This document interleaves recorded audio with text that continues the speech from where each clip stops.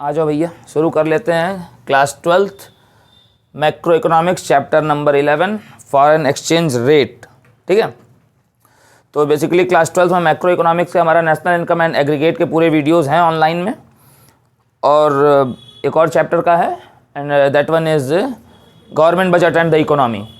तो आज हम जो वीडियो हम बना रहे हैं वो है फॉरेन एक्सचेंज रेट का। बेसिकली हमारी फिजिकल क्लासेस में तो सारी चीज़ें चली ही हैं, ठीक है, ऑनलाइंस में भी ये चीज़ें आपको अवेलेबल रहेंगी। Foreign exchange rate chapter number 11, basically ये दो चैप्टर से मिलके बन रहा है। ठीक है, ये चैप्टर नंबर 11 मैक्रो इकोनॉमिक्स में और चैप्टर नंबर 12 जो है वो दोनों मिला के आपका जो वेट बोर्ड्स में लेता है वो 6 मार्क्स का है। 11th chapter that is your foreign exchange rate. ठीक है, फॉरेन एक्सचेंज रेट को हम शॉर्ट में क्या कहते हैं भैया? Forex rate. यहाँ पे लिखा हुआ है फॉरेक्स रेट। ठीक है, फॉरेन एक्सचेंज को शॉर्ट में फॉरेक्स बोलते हैं और रेट को तो रेट ही बोलना है। तो ये फॉरेन एक्सचेंज रेट होता क्या है, इस पे हम बातचीत कर लेते हैं। तो rate at which currency of a country is exchange with the currency of other country, एक ऐसा रेट जिसपे एक देश की करेंसी को दूसरे देश की करेंसी से एक्सचेंज किया जाए। ये तो इसकी बेसिक मीनिंग है, डिफिनीशन है जो हम एग्जाम्स में लिख रहे हैं। फॉर एग्जाम्पल, इसको अगर हम एग्जाम्पल के तौर पे देखें तो मान लो कि आज यूएस डॉलर की जो वैल्यू है 1 यूएस डॉलर, ठीक, यूएस डॉलर 1 जो है वो आज इंडियन रुपीज़ में मान लो 80 है। ठीक, for example US dollar 1 is equal to आज 80, वॉट एवर भी होगा, मगर हम 80 एक एग्जाम्पल लेके चल रहे हैं अपने लिए। ठीक है, तो ₹1 की कीमत क्या है? 1/80 डॉलर्स। ठीक है, अगर $1 की कीमत 80 रुपये है तो ₹1 की कीमत क्या हो जाएगी? 1/80 डॉलर्स। यही क्या है आपका फॉरेन एक्सचेंज रेट, यानी कि एक देश की करेंसी दूसरे देश की करेंसी के मुकाबले क्या वैल्यू रखती है। ठीक है, वो हम क्या, उसको हम क्या कहते हैं? फॉरेन एक्सचेंज रेट कहते हैं। यानी कि अगर आज इन हैंड आपके $1 है, ठीक है, तो उसका रेट इंडियन करेंसी में कितना मिलना है आपको? 80 मिलना है। $2 है तो कितना मिलना है? 160 मिलना है। $5 है तो कितना मिलना है? 400 मिलना है। यही तो एक्सचेंज रेट है, यानी कि आपके पास जिस भी देश की करेंसी है उसको आप दूसरे देश की करेंसी के कितने अमाउंट के हिसाब से एक्सचेंज करा सकते हैं, that is your foreign exchange rate. ठीक है, ये नोट हो गया, इसको नोट कर लो, फिर हम उसके बाद आगे की बातचीत करेंगे। देखो भैया, अब यहाँ पे 4 चीजें लिखी हुई हैं। करेंसी एप्रिसिएशन, ये 4 टर्म्स हमको जानना है। Currency appreciation, currency depreciation, currency devaluation और करेंसी रीवैल्यूएशन। ठीक है, करेंसी एप्रिसिएशन का मतलब क्या होता है? ठीक, जब आपकी किसी देश की करेंसी दूसरे देश की करेंसी के रिस्पेक्ट में बढ़ जाए। फॉर एग्जांपल, यूएस डॉलर 1 की वैल्यू इंडियन रुपीज़ में ₹80 थी, ठीक है, और यूएस डॉलर 1 के रिस्पेक्ट में इंडियन रुपीज़ अब 75 का हो जाए। ठीक है, तो इंडियन रुपीज़ की वैल्यू बढ़ गई ना। पहले $1 के बदले 75 रुपीज़ एक्सचेंज हो रहे थे, अब $1 के बदले, सॉरी उल्टा बोल दिया क्या, पहले $1 के बदले 80 रुपीज़ एक्सचेंज हो रहे थे, अब 75 हो रहे हैं। तो किस देश की करेंसी बढ़ी? इंडिया की। ठीक, डेप्रिसिएशन क्या है? सेम इसी फिगर को हम यहाँ पे इंडियन करेंसी बढ़ी है, यहाँ पे क्या हुआ है? इंडियन करेंसी एप्रिसिएट हुई है बाई ₹5 पर यूएस डॉलर। ठीक, इसी एग्जाम्पल को अगर हम आगे बढ़ाएं तो यूएस डॉलर 1 की वैल्यू अगर ₹80 है और फ्यूचर में या किसी भी कंडीशन में यूएस डॉलर 1 की वैल्यू ₹75 हो जाती है, ठीक, तो इंडियन डॉलर की, सॉरी इंडियन करेंट डॉलर बोल रहा हूँ, इंडियन करेंसी की वैल्यू जो है वो ₹5 पर यूएस डॉलर एप्रिसिएट हुई है, बढ़ी है। अकाउंटेंसी इतना पढ़े हुए हो तो मालूम है ना, एप्रिसिएशन मतलब बढ़ना, डेप्रिसिएशन मतलब घटना। तो इस कंडीशन में डेप्रिसिएट किसकी करेंसी हुई है? US currency is depreciated by ₹5 पर यूएस डॉलर। वो ₹5 पर यूएस डॉलर से किसकी करेंसी डेप्रिसिएट हुई है? यूएस की। Same example. अब डीवैल्यूएशन और रीवैल्यूएशन। डीवैल्यूएशन वर्ड यूज किया जाता है डेप्रिसिएशन के लिए और रीवैल्यूएशन वर्ड यूज़ किया जाता है एप्रिसिएशन के लिए। स्पेलिंग बस चेक कर लेना, स्पेलिंग गलत होगी तो भाई देख लेना, मैनेज कर लेना, ठीक है।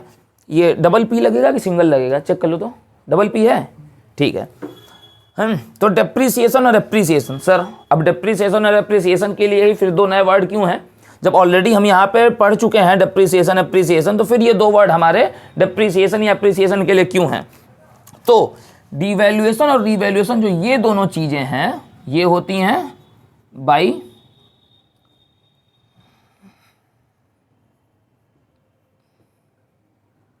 Government orders. जब गवर्नमेंट ही आपकी करेंसी को या अपने देश की करेंसी को, ठीक है, वैल्यू को बढ़ा ले तो उसे कहेंगे रीवैल्यूएशन। जब गवर्नमेंट के इन्फ्लुएंस से, ऑर्डर की जगह आप इसको इन्फ्लुएंस कर लो, बाय गवर्नमेंट्स इन्फ्लुएंस। जब गवर्नमेंट के इन्फ्लुएंस की वजह से आपकी करेंसी की वैल्यू रीवैल्यूड हो, बढ़ जाए, तो उसको करेंसी रीवैल्यूएशन बोलेंगे। और गवर्नमेंट के इन्फ्लुएंस की वजह से, गवर्नमेंट के डिसीजंस की वजह से जब आपकी करेंसी की वैल्यू कम हो जाए, इसे डिवैल्यूएशन कहेंगे। मैक्रो इकोनॉमिक्स पढ़ रहे हो, मगर तुम्हारे यहाँ एक और बुक चलती है Indian economic development. Indian economic development में एक चैप्टर नंबर 3 रहा होगा आई थिंक, ठीक है, LPG, लिबरलाइजेशन, प्राइवेटाइजेशन, ग्लोबलाइजेशन। उसमें 1991 में इंडिया में जब क्राइसिस आई थी, ठीक है, तो इंडियन करेंसी को यूएस, क्योंकि सारे देशों ने बेसिकली उसने IMF ने, इंटरनेशनल मॉनेटरी फंड ने लोन देने से मना कर दिया था। $7 बिलियन का लोन उस समय लिया गया था, ठीक है। और $7 बिलियन का लोन आपको तब मिला जब इंडियन गवर्नमेंट ने, जब जैसे आप लोन मांगने गए कि आपके यहाँ इकोनॉमिक क्राइसिस चल रही है, सर हमको लोन चाहिए नहीं तो हमारा देश बर्बाद हो जाने वाला है। तो IMF ने कहा कि पर डॉलर वैल्यू आज के दिन क्या है? तो 1991 में फॉर एग्जांपल पर डॉलर वैल्यू ₹50 थी। यानी कि अगर आप 1 लाख रुपए लोन लोगे, सॉरी $1 लाख लोन लोगे, तो आपको फ्यूचर में कितना चुकाना पड़ेगा? 50 लाख रुपीज़, क्योंकि 50 के मुकाबले है ना, $1 की वैल्यू 50 अगर है, तो आप अगर $1 लाख लोगे तो आपको फ्यूचर में चुकाना कितना पड़ेगा? 50 लाख, ठीक है, 50 लाख रुपीज़ चुकाना पड़ेगा। $1 लाख लोगे, ध्यान से सुनना मेरी बात, $1 लाख लोगे तो 50 लाख रुपीज़ चुकाना पड़ेगा। ये 1991 की सिचुएशन थी। IMF ने बोला कि ये करेंसी की वैल्यू सही नहीं है, आपको अपनी करेंसी की वैल्यू डिवैल्यूएट करनी पड़ेगी। ये गवर्नमेंट को करना था, ठीक है। यानी कि हम आपको $1 लाख लोन तो देंगे, मगर जो 1 लाख के बदले आप 50 लाख चुका रहे हो, वो 50 लाख पे काम नहीं चलेगा। आपको यू हैव टू पे ₹60 लाख। यानी कि अगर हम मान लो, एग्जाम्पल हम ले रहे हैं, डेटा बहुत ऑथेंटिक नहीं हो सकता है, मान लो कि आज $1 की वैल्यू ₹50 है, तो डिवैल्यूएशन के बाद जब गवर्नमेंट से कहा गया कि भैया आपको लोन मिलेगा ही नहीं, तो डिवैल्यूएशन के बाद अब आपकी $1 की वैल्यू कितनी हो गई? ₹60। आपकी करेंसी की वैल्यू ₹10 घट गई गवर्नमेंट के इन्फ्लुएंस की वजह से, गवर्नमेंट की खुद की वजह से। यानी कि IMF आपको लोन आज भी $1 लाख देगा $1 लाख, मगर पहले जब ₹50 किसी चीज़ की कीमत रहती तो कितना चुकाना होता? 50 लाख। अब कितना चुकाना होगा? 60 लाख। तो ये होता है जब गवर्नमेंट की खुद की वजहों से, जब डिवैल्यूएशन हो या रीवैल्यूएशन हो, यानी कि जब डिप्रिसिएशन हो या एप्रिसिएशन हो, तो उसके लिए वर्ड खुद गवर्नमेंट की वजह से, तब हम वर्ड यूज़ करते हैं डिवैल्यूएशन या रीवैल्यूएशन। और एप्रिसिएशन डिप्रिसिएशन वर्ड जो है सेम मीनिंग सेम है, मगर ये वर्ड यूज़ होता है, मैं यहाँ पे बता दे रहा हूँ, ये यूज़ होता है ड्यू टू मार्केट फोर्सेस। ये वर्ड क्यों यूज़ होता है? जब करेंसी में चेंज आए, बढ़े या घटे मार्केट फोर्सेस की वजह से, तो एप्रिसिएशन डिप्रिसिएशन कहते हैं। और गवर्नमेंट इटसेल्फ की वजह से हो तो उसको डिवैल्यूएशन या रीवैल्यूएशन कहते हैं। बात क्लियर हो गई पूरी? नोट कर लो इसको।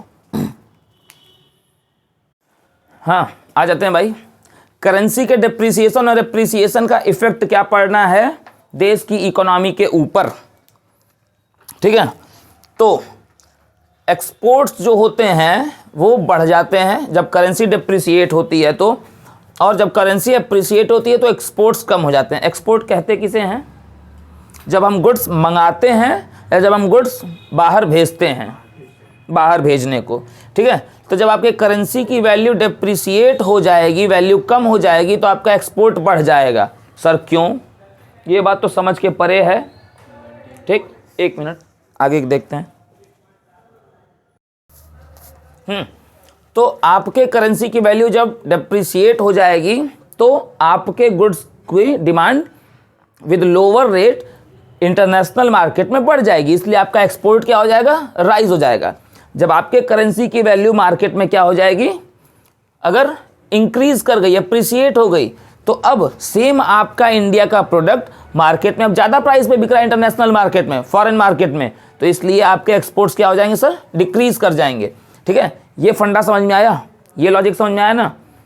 ठीक, आप ये मत देखना कि हमारा एक्सपोर्ट, सर हमारे करेंसी की वैल्यू कम होने पे एक्सपोर्ट बढ़ क्यों रहा है, ये तो खराब चीज़ है। तुम्हारे लिए खराब है ना, तुम्हारे पर्सपेक्टिव से खराब है ना। तुम्हारे प्रोडक्ट की वैल्यू जब अब कम हो गई है, ठीक है, इसकी जो एमआरपी है वो अब कम हो गई है इंटरनेशनल मार्केट में, तो अब ये ज़्यादा बिकेगा ना। एप्पल आईफोन अगर 80,000 का है, ठीक है, मान लो $1,000 का है, US डॉलर का एप्पल आईफोन अगर $1,000 का है और डॉलर की वैल्यू 80 है, ठीक है, और डॉलर की वैल्यू जो हो जाए वो 70 हो जाए, तो आईफोन की कीमत other than US international market में या इंडियन मार्केट में नहीं बढ़ जाएगी। $1,000 उसकी कीमत फिक्स है कि ये $1,000 में बिकेगा, डॉलर की कीमत आज 80 है, तो हमें कितना चुकाना था, 80,000, डॉलर की कीमत घट के हो गई 70, तो मैं अब खरीद लूँगा कि नहीं खरीद लूँगा। इंडियन मार्केट में आईफोन की कीमत, सॉरी आईफोन की डिमांड बढ़ जाएगी कि नहीं बढ़ जाएगी। क्वाइट सिंपल फंडा है, यही फंडा सर यहाँ पे हर जगह आपको अप्लाई करना है।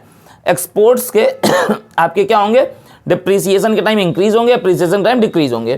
ठीक है, इंपोर्ट जो है वो आपके जस्ट अपोजिट हो जाना है। इंपोर्ट जब हम गुड्स मंगाते हैं तो आपके देश की करेंसी जब डिप्रिशिएट होगी तो आपके इंपोर्ट्स क्या हो जाएंगे, डिक्रीज होंगे। और नेशनल इनकम पे इसका क्या असर पड़ेगा, आपके देश की करेंसी घटेगी तो आपकी नेशनल इनकम बढ़ जाएगी। It all due to exports. आपके एक्सपोर्ट बढ़ेंगे तो नेशनल इनकम बढ़ेगी ना, और आपके एक्सपोर्ट घटेंगे तो नेशनल इनकम घटेगी ना, बस सीधी सी बात है। क्योंकि नेशनल इनकम में NFIA का, सॉरी NFIA कह रहा हूँ, हाँ NFIA का भी कॉन्सेप्ट चलता है और एक्सपेंडिचर मेथड में नेट एक्सपोर्ट भी चलता है। ठीक है, एक्सपोर्ट माइनस इंपोर्ट करके, क्वाइट सिंपल, नोट करो, आगे बढ़ेंगे। चलो भाई देखो, फॉरेन एक्सचेंज रेट के टाइप्स कितने हैं, तो फॉरेन एक्सचेंज रेट के टाइप्स जो हैं वो हमको पढ़ने के लिए हैं 3। सबसे पहला है फिक्स्ड एक्सचेंज रेट सिस्टम, जिसको पेग्ड एक्सचेंज रेट सिस्टम भी कहते हैं। दूसरा है हमारा फ्लक्चुएटिंग एक्सचेंज रेट सिस्टम, जिसको हम फ्लोटिंग एक्सचेंज रेट सिस्टम भी कहते हैं। और उसके बाद तीसरा आया जो फिलहाल चल रहा है दुनिया में, और वो क्या है आपका मैनेज्ड एक्सचेंज रेट। ठीक है, फिक्स तो खत्म हो गया है, फ्लोटिंग या मैनेज्ड में से ही चलता है अब कहीं भी। ठीक, और मैनेज्ड फ्लोटिंग को, मैनेज्ड एक्सचेंज रेट को मैनेज्ड फ्लोटिंग या कभी कभी हम डर्टी फ्लोटिंग भी कहते हैं। ठीक है, इसको हम डर्टी फ्लोटिंग भी कहते हैं। तो मेरे पास बेसिकली जो बुक है वो संदीप गर्ग साहब की किताब है, तो फिक्स्ड एक्सचेंज रेट सिस्टम इसमें चैप्टर नंबर 11 में बताया हुआ है। ठीक है, क्योंकि बेसिकली हमको इसमें सिर्फ पढ़ना ही है, तो अब इसको इतना बोर्ड पे लिखने का कोई मतलब नहीं है। तो मैं आपको इस स्टडी मटेरियल में देखो जो कंटेंट लिखे हुए हैं वो क्या हैं वो मैं बता दे रहा हूँ। बोर्ड पे ज़्यादा लिखने से ज़्यादा ईजी है कि ओरली बोल के डिस्कस कर लेना। ठीक है, fixed exchange rate system refers to a system in which exchange rate for a currency is fixed by the government. और ये फिक्स होती किससे थी, तो ये बात तो क्लियर हो गई कि गवर्नमेंट इसे फिक्स करती थी। ये फिक्स होती किन चीज़ों से थी, ये फिक्स होती थी विद रिस्पेक्ट टू गोल्ड। ठीक है, यानी कि जिस देश के पास जितना ज़्यादा गोल्ड, उस देश की करेंसी उतनी ज़्यादा मजबूत, उतनी ज़्यादा आपकी स्ट्रेंथ है, उतनी स्ट्रांग है। ठीक है, और जिस देश के पास जितना कम गोल्ड, ठीक है, उनके पास, ठीक है, या उनकी करेंसी उतनी कमजोर, उतनी ही weak. The basic purpose of adopting this system is to ensure stability in foreign trade. और ये सिस्टम क्यों अडॉप्ट किया गया था, फॉरेन ट्रेड में स्टेबिलिटी ले आने के लिए।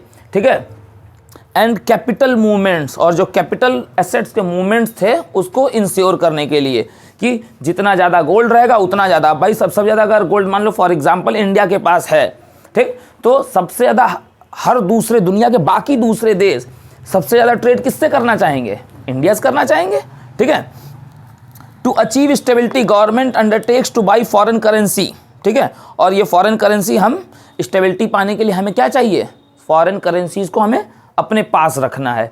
अब अपने पास फॉरेन करेंसी हम कैसे रख सकते हैं, उनकी देश की करेंसीज को खरीद के। उनके देश की करेंसी को हम खरीदेंगे कैसे, ठीक है, for this government has to maintain large reserve of foreign currencies. और ये काम कौन करता था, या कौन करता है, या कौन कर सकता है, उस देश का सेंट्रल बैंक। और इसीलिए मनी एंड बैंकिंग चैप्टर में आपने पढ़ा है कस्टोडियन ऑफ फॉरेन एक्सचेंज, ठीक है। सेंट्रल बैंक यानी कि आरबीआई का एक फंक्शन है, फंक्शंस ऑफ सेंट्रल बैंक में पढ़ा है ना, कस्टोडियन ऑफ फॉरेन एक्सचेंज, ठीक। क्योंकि वो चीज़ें वाया रूटेड किससे होती हैं, rooted via central bank only. हालांकि रूटेड होने के बहुत सारे ऑप्शंस हो सकते हैं, मगर अगर आप दूसरा ऑप्शन अडॉप्ट करते हैं तो आपके ऊपर हवाला या मनी लॉन्ड्रिंग का केस लगता है, ठीक है। पैसे को आप लॉन्डर कर रहे हैं, गलत मीडियम से ले आ रहे हैं, इनकम टैक्स विभाग तो उस पर टैक्स ले लेगा। जब मैं इनकम टैक्स पढ़ाता हूं तो उसमें बताता हूं कि इनकम टैक्स विभाग तो उसमें टैक्स ले लेगा, फ्लैट 30% प्लस 5% HEC वो तो काट लेगा, चार्जेस वगैरह सरचार्ज वगैरह मिला के वो 35-40% टैक्स काट लेगा, ठीक है। आप मर्डर भी करके ना जाओगे और कहोगे कि साहब ये 50 लाख रुपए इस साल मैंने कमाए हत्या करके, इनकम टैक्स विभाग को कोई आपत्ति नहीं है, कमाए हो जी सर, ठीक है, टैक्स ले आओ, वो टैक्स ले लेगा। उसके बाद जब शाम को अपने आप घर पहुंचेंगे तब आपका सामना होगा पुलिस विभाग से, ठीक, क्योंकि वो डिस्क्लोज करेंगे ना कि आप पैसा कहाँ से कमाए। इनकम टैक्स विभाग को कोई आपत्ति नहीं है पैसा कहाँ से आ रहा है कहाँ से नहीं, टैक्स देते रहो, विभाग खुश रहेगा, इनकम टैक्स डिपार्टमेंट खुश रहेगा। मगर दूसरे लोग खुश नहीं रहेंगे ना, तो जो दूसरे लोग नहीं खुश रहेंगे वो डिपार्टमेंट शाम को आपके घर पहुंचेंगे और फिर वो आपको उठा के ले जाएंगे। तो आप हर्षद मेहता बनना चाहते हैं, आप शौक से बनिए, ठीक है। इनकम टैक्स को आप टैक्स दीजिए, सबसे ज़्यादा एडवांस टैक्स दीजिए, वो आपकी इच्छा, मगर जो दूसरे लोग नहीं खुश रहेंगे वो आपको भी खुश नहीं रहने देंगे, ठीक। तो मेक श्योर कि जीवन में आप सबको खुश रख पाएँ, ठीक है। हालांकि आप सबको खुश रख नहीं सकते क्योंकि आप इंसान हैं, मैं कहता हूँ ना आप इंसान हैं, दारू नहीं, ठीक। हाँ यार, मैंने तो यही सुना है कि दारू सबको खुश रख लेती है, ठीक। हालांकि आज तक मुझे ऐसी खुशी मिली नहीं, लग रहा है शुरू करना पड़ेगा, ठीक है। तो देखो उसमें 5th पॉइंट पे आ जाओ, this external standard can be gold. आपको सबसे पहले आपको इसके लिए क्या शुरू करना था, एक स्टैंडर्ड फिक्स करना है, ठीक है। अब एक स्टैंडर्ड हमने ये एक्स एक स्टैंडर्ड फिक्स कर दिया कि हर देश की करेंसी, इंडिया की, यूएस की, यूके की, गल्फ कंट्रीज़ की, क्योंकि गल्फ कंट्रीज़ के मुझे नाम बहुत याद नहीं रहते हैं, या आपके यूरोपियंस कंट्रीज़, ठीक है, सबकी जो करेंसी है वो इस एक्स स्टैंडर्ड से फिक्स होगी। वो एक्स स्टैंडर्ड है क्या सर, मैंने लिख दिया, वो एक्स स्टैंडर्ड क्या है, गोल्ड। लिखा हुआ है under this system each country keeps value of its currency fixed in terms of some external standard. और वो एक्सटर्नल स्टैंडर्ड क्या है, this external standard can be gold, silver और एनी अदर प्रीसियस मेटल। लोहा टीना तांबा नहीं चलेगा भैया, प्रीसियस मेटल लिख दिया है, शब्दों पे ध्यान दीजिएगा। एंड अदर कंट्रीज करेंसी और even some internationally agreed unit of account, जिसपे सब एक साथ बैठ के अग्री हो जाएं, ठीक है। इसीलिए इस तरह की करेंसी को क्या कहा गया, इस सिस्टम को क्या कहा गया, पेगिंग कहना कहा गया, पेग्ड सिस्टम कहा गया, ठीक है। और जब आपके किसी भी देश की करेंसी, ठीक है, गोल्ड के टर्म्स में मेजर होती थी तो एंड पॉइंट पे देखो लिखा हुआ है when value of currency is fixed in terms of some other currency or in terms of gold it is known as parity value. जैसे 1 ग्राम गोल्ड, बुक पकड़ना बाबू, ठीक है, थैंक यू। मान लो 1 ग्राम गोल्ड की वैल्यू इंडिया के हिसाब से ₹1, dollar के हिसाब से मान लो उस समय आपका $1 होती, इसका मतलब $1 और ₹1 उस समय बराबर होता ना, नहीं होता क्या? तब ये सीन था, ऐसा नहीं है, तब ये सीन एक्चुअल में था, ठीक है। आप यूरो के मुकाबले 0 पॉइंट समथिंग, किसी के मुकाबले 2, अब किसी के मुकाबले अगर 2 है, ठीक है, तो इंडियन रुपीज़ उसके मुकाबले ज़्यादा मजबूत है ना, क्योंकि भारत के पास सोना ज़्यादा है, ठीक है। तो उस समय सारा खेल किसका चल रहा था, गोल्ड का, और ब्रिटिशर्स भैया तभी आपके यहाँ आए थे, ठीक है। फ्लक्चुएटिंग पे आ जाते हैं, ये नोट करो, उसके बाद फ्लक्चुएटिंग पे बात करते हैं, तब तक मैं थोड़ा चाय पी लूँ। छोड़ो यार, अरे रहीम नहीं है ना कबीर है, फिलहाल मोदी जी हैं, इधर देखो। हाँ, फ्लक्चुएटिंग, अब देखो भैया फिक्स्ड में बहुत सी कमियां थी, क्योंकि जिसके पास गोल्ड वो था राजा, ठीक है, मगर राजा का बेटा हर बार तो राजा नहीं बनेगा ना, ऐसा मैंने ऋतिक रोशन के मुंह से सुना था, ठीक है। हाँ, सुपर 30 में, सुपर 30 सॉरी अंग्रेजी में बोलते हैं, ठीक। तो इस सिस्टम में बहुत सी कमियां थी, तो ये हुआ कि नहीं, gold gold can not be universal acceptable medium. Gold को यूनिवर्सल एक्सेप्टेबल मीडियम मत कहिए भैया, क्योंकि जिसके पास गोल्ड है वो बहुत ताकतवर हो चुका है, वो बात नहीं चलेगी। तो gold can not be universal acceptable medium. तो सर यूनिवर्सल एक्सेप्टेबल मीडियम क्या कहा जाए? तो ये हुआ कि सर फ्लक्चुएटिंग पे आते हैं, कुछ नया करते हैं, कुछ नया देखते हैं। और उसके बाद एक ब्रेटन वुड्स एक जगह है जहां पे सम्मेलन हुआ और वहां पे डिसाइड हुआ कि गोल्ड नहीं चलेगा सर, फ्लक्चुएटिंग चलेगा। सर ये फ्लक्चुएटिंग या फ्लोटिंग क्या है? यानी कि ये सिस्टम अब डिसाइडेड किससे होगा? बोर्ड पे देखो भैया, ये सिस्टम डिसाइडेड होगा by on which ground? Market forces से। जिस देश की डिमांड ज्यादा उसकी करेंसी की वैल्यू ज्यादा रहेगी। यानी कि जो देश का आउटपुट बढ़िया उस देश की डिमांड ज्यादा, उस देश के आउटपुट की डिमांड ज्यादा, उसका एक्सपोर्ट तगड़ा तो उसकी करेंसी की वैल्यू अब ज्यादा होनी चाहिए। मार्केट फोर्सेस डिसाइड करेंगे। और मार्केट फोर्सेस क्या होते हैं? क्लास 11th में मैंने बताया है, forces of demand and forces of supply simultaneously. ये बात याद रखना, फोर्सेस ऑफ डिमांड ओनली नहीं, फोर्सेस ऑफ सप्लाई ओनली नहीं, forces of demand and supply simultaneously. ठीक है, 11th में ये चीज मैंने पढ़ाई है। ठीक है, ये है डिमांड की लाइन, ये है सप्लाई कर्व। जिस जगह पे ये इंटरसेक्ट करेगा यही आपका अब रेट नया बनेगा। अब मान लो कि आपकी डिमांड बढ़ गई, सप्लाई रिमेन्स कांस्टेंट और आपकी डिमांड बढ़ गई, तो आपका नया एक्सचेंज रेट कहां चला गया? ऊपर चला गया। देख रहे हो, ये था आपका fluctuating exchange rate, floating exchange rate system. ठीक है, यानी कि forces of demand and forces of supply अब डिसाइड करेंगे कि किस देश की करेंसी की वैल्यू क्या होगी। ठीक, यूएस की वैल्यू देखो, तभी तो अब रोज तुम लोग अगर देखते होगे, भाई कॉमर्स के बच्चों रोज देखते होगे कि पर डॉलर वैल्यू रुपीस की फ्लक्चुएट होती है, बदलती है। कभी सुबह सुबह सुनोगे 83.2, कभी 82.8, कभी 82.78, 8 से थोड़ा नीचे आया, फ्लक्चुएट हो रही है ना, फ्लोट कर रही है ना, तैर रही है ना। ये है भैया फ्लक्चुएटिंग, जो डिसाइड किससे हो रहा है? मार्केट फोर्सेस से। मार्केट फोर्सेस में क्या क्या चीजें चलती हैं? Forces of demand and forces of supply, जो हमने क्लास 11th में इस तरह का कुछ फिगर देखा था, आखिरी चैप्टर इकोनॉमिक्स माइक्रो इकोनॉमिक्स का, मार्केट डिटर्मिनेशन। जी सर। और उसके बाद है हमारा आखिरी पढ़ने को managed floating, managed exchange rate. इसमें दो चीजें चलेंगी। क्या क्या दो चीजें चलेंगी?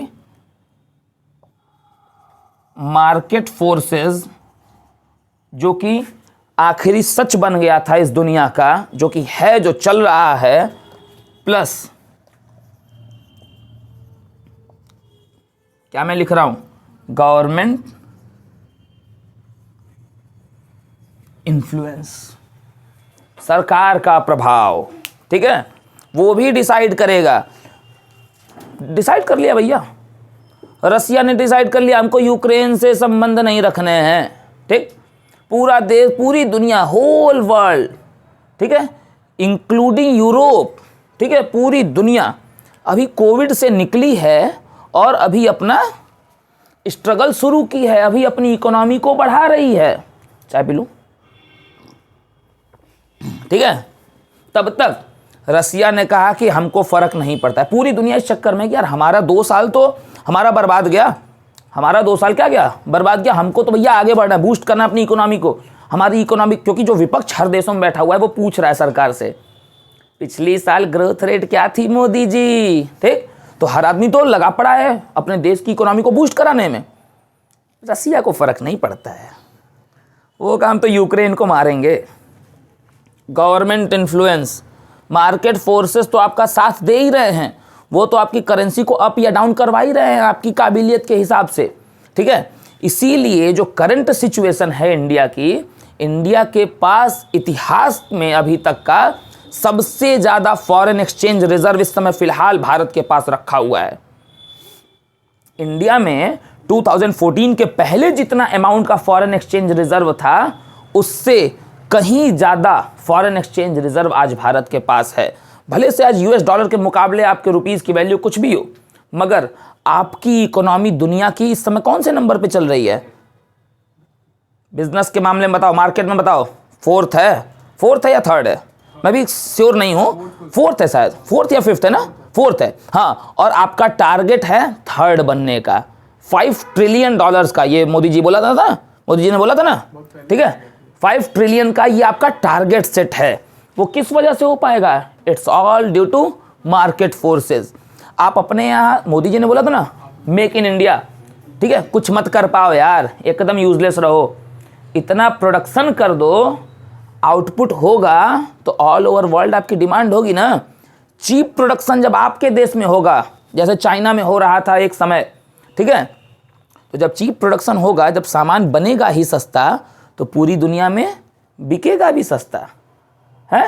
तो जब पूरी दुनिया में आपका क्लोज कंपटीशन सस्ता बिक रहा है, तो डिमांड भी तो पूरी दुनिया में आप ही के देश से होगी ना। ठीक, आईफोन अगर दूसरे देश में बन रहा है और उसके बनने की ही कीमत बन रही है 70,000, तो आईफोन पूरी दुनिया में बिकेगा 1 लाख का। भारत में कॉस्ट ऑफ प्रोडक्ट जो है वो पड़ रहा है 40,000, तो iPhone all over world Bharat का बना हुआ जो बन रहा है भारत में 40,000 में, तो ऑल ओवर वर्ल्ड आईफोन बेचेगा भी तो 60,000 में। तो लोग भारत वाला बना हुआ आईफोन नहीं खरीदेंगे क्या? क्योंकि आईफोन तो आईफोन है। Same with the all other product ना, सबके साथ तो यही है। और इस समय सबसे ज़्यादा डिमांड, अगर कोई भी चीज़ आपको बढ़ा या घटा सकती है तो वो क्या है? Only technology. और कॉस्ट ऑफ टेक्नोलॉजी जो है वो इंडिया से ज़्यादा सस्ती दुनिया के क्या किसी देश में पाई जा रही है? मैं टेक्नोलॉजी के लेवल की बात नहीं कर रहा हूँ, वो दुनिया के दूसरे देशों की ज़्यादा हो सकती है कि अमेरिकन टेक्नोलॉजी इंडिया से बढ़िया, मैं मान सकता हूँ, इजराइल की बढ़िया, रसिया, ठीक है, मगर कॉस्ट ऑफ प्रोडक्शन जो है टेक्नोलॉजी का, वो दुनिया में, ठीक है, इंडिया से ज़्यादा सस्ता किसी के पास है? अरे दूसरे देश, हॉलीवुड बेसिकली मूवी जितने पे बनाया मार्स पे, ठीक है, मूवी का बजट उतने में तो भारत का मिशन मंगल चला गया, मिशन मार्स उतने ही अमाउंट में चला गया, इवन उससे कम में, और वो भी फर्स्ट अटेम्प्ट में। पहले अटेम्प्ट में हम मंगल पहुंच गए, ठीक है। तो इट्स ऑल, मैं तो घूम फिर के सारी बातें कहाँ आ रही हैं भैया? मार्केट फोर्सेस पे। तो फिलहाल जो दुनिया में चल रहा है एक्सचेंज रेट, वो कौन सा चल रहा है?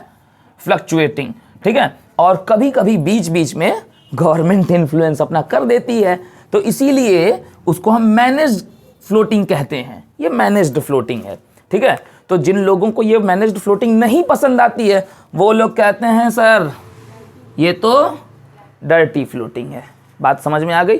अब हमको आगे इनके अप्स डाउन्स यही पढ़ने हैं अगली वीडियो में, मतलब अगली क्लास में। और वो लेक्चर मैं कोशिश करूंगा रिकॉर्ड करने की, अगर वो रिकॉर्ड हो गया तो सो फॉर सो गुड, नहीं रिकॉर्ड हो पाया तो भी कोई दिक्कत नहीं है, ठीक है। तो हमारी आपकी आज की जो बातचीत है, समय भी हो चुका है, अंधेरा भी हो रहा है, तो हमारी आपकी सबकी और ऑनलाइन वाले बच्चों की आज की बातचीत यहीं पे समाप्त होती है। आप सभी का समय शुभ हो। जय हिंद।